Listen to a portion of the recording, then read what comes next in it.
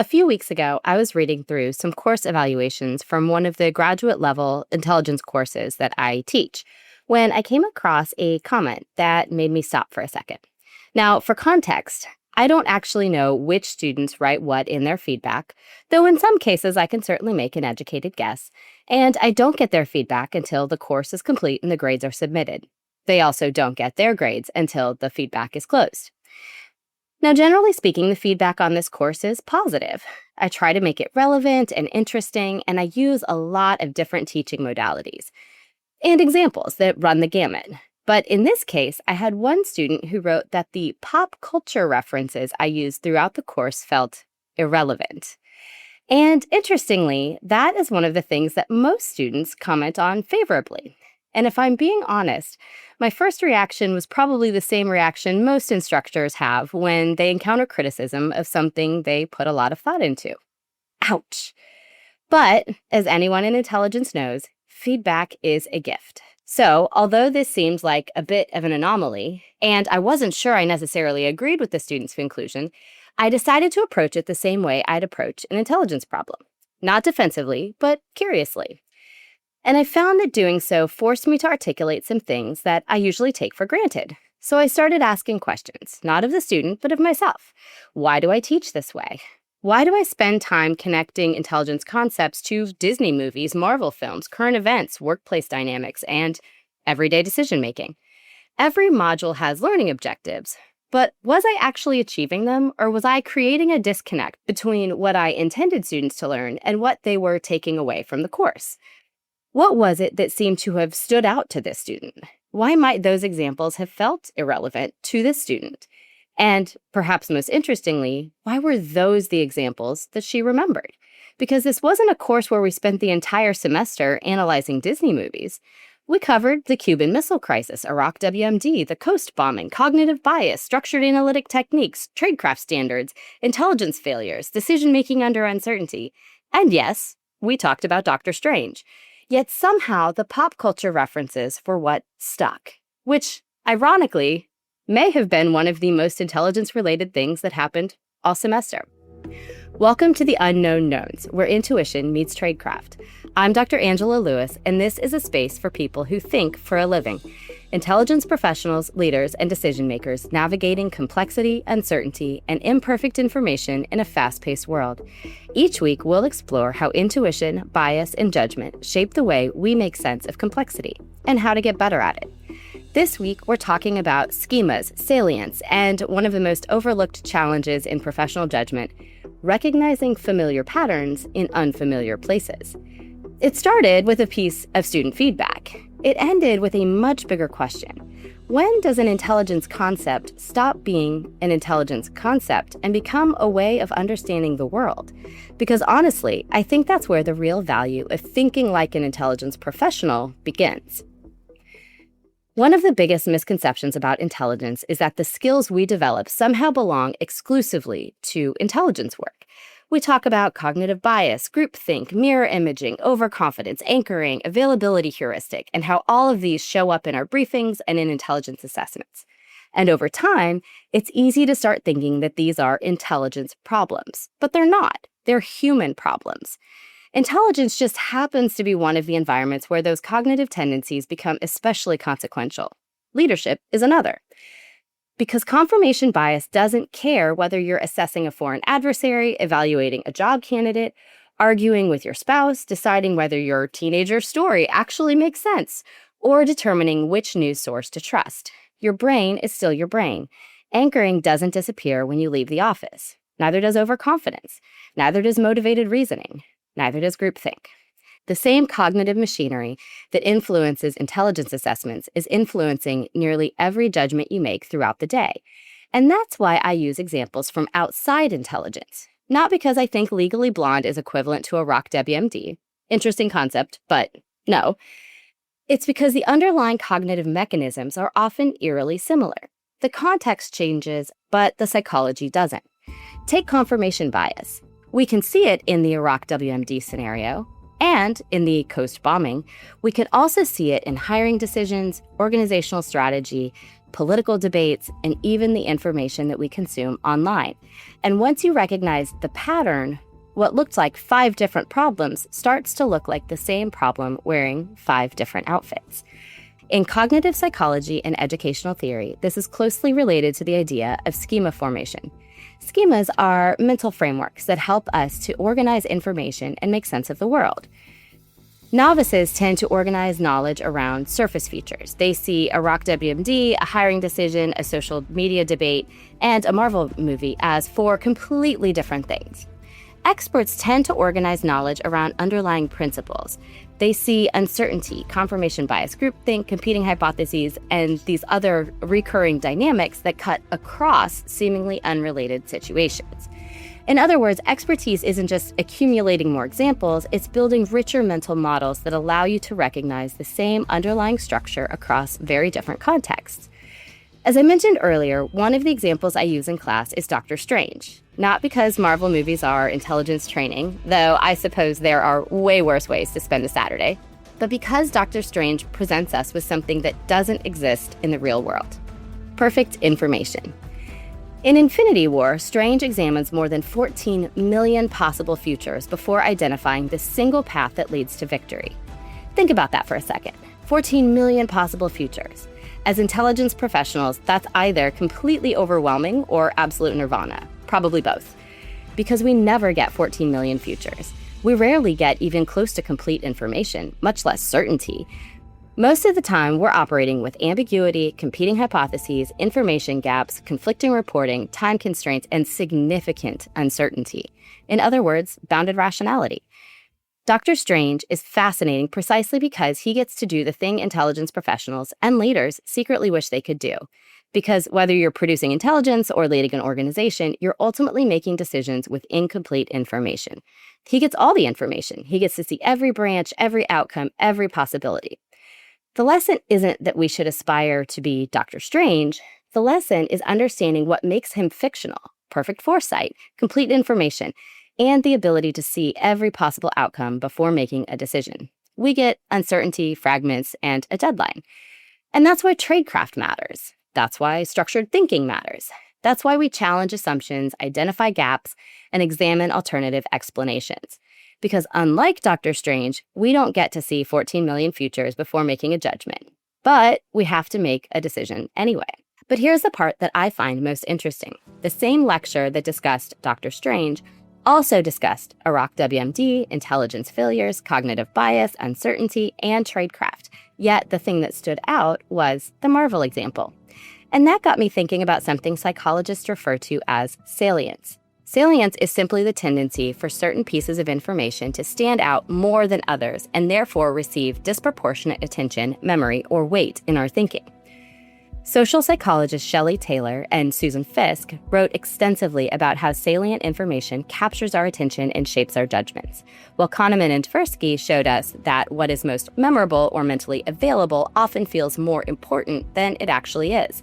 In short, salient information tends to be remembered more easily, which in turn makes it more cognitively available when we make judgments later.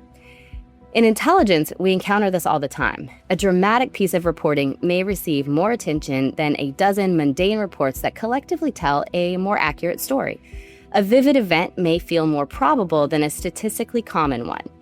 And sometimes the most memorable examples become the thing we remember, even when it wasn't the main point. We don't remember everything equally. We remember what is novel, emotional, surprising, personally meaningful, or what otherwise stands out from the background. So, it's entirely possible that the pop culture examples weren't actually dominating the course, they were simply dominating recall. In other words, the example may have become so memorable that it obscured the reason it was there in the first place. The point got in the way of the point. And honestly, I think there's a lesson in that for intelligence professionals too. Because as we think about elevating our thinking, the goal isn't simply to recognize confirmation bias, groupthink, or bounded rationality in historical case studies. The goal is to recognize those same dynamics in strategy meetings, leadership decisions, and in your own organization. In many respects, leadership is less about having all the right answers and more about recognizing the forces shaping the decision environment in the first place. And in the end, the goal isn't just to understand intelligence failures, the goal is to avoid creating new ones. And that requires another skill entirely: transfer. In education, transfer refers to the ability to take something learned in one context and successfully apply it in another. And it turns out that this is much harder than most people realize. Educational psychologists have studied transfer for well over a century, dating back to Edward Thorndike's work in the early 1900s. One of the consistent findings is that people often struggle to recognize that two situations share the same underlying structure when the surface details look different. Researchers sometimes distinguish between what they call near transfer and far transfer. Near transfer is applying a concept to a situation that looks very similar to where you learned it. Far transfer is recognizing that same principle applies in an entirely different environment. And if we're being honest, far transfer is where the real magic happens. And if all of this sounds a little abstract, consider something most of us have experienced at some point. Have you ever run into a teacher at the grocery store, or a coworker at the gym, or your dentist at a restaurant? And for a split second, your brain just doesn't know what to do with that information. You know this person, you've seen them dozens, maybe hundreds of times, but because they're appearing outside the context where you normally encounter them, recognition takes longer than it should.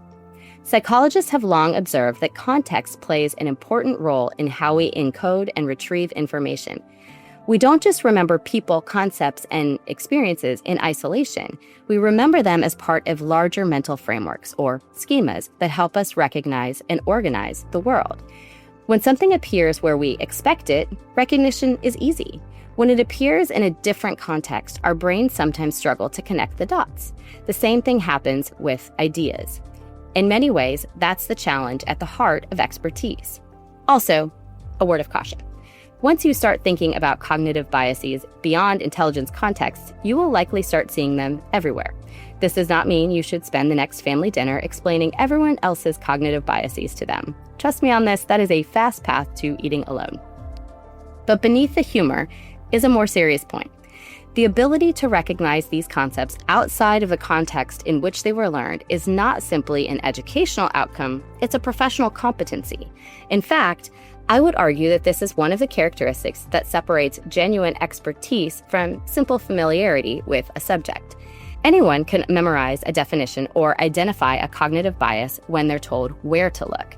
The harder task is recognizing it when it shows up dressed a bit differently, when no one has labeled it for you, and the surface details look completely different. And that's where both students and professionals often struggle, not because they don't understand the concept, but because recognizing structure beneath surface differences is cognitively demanding work.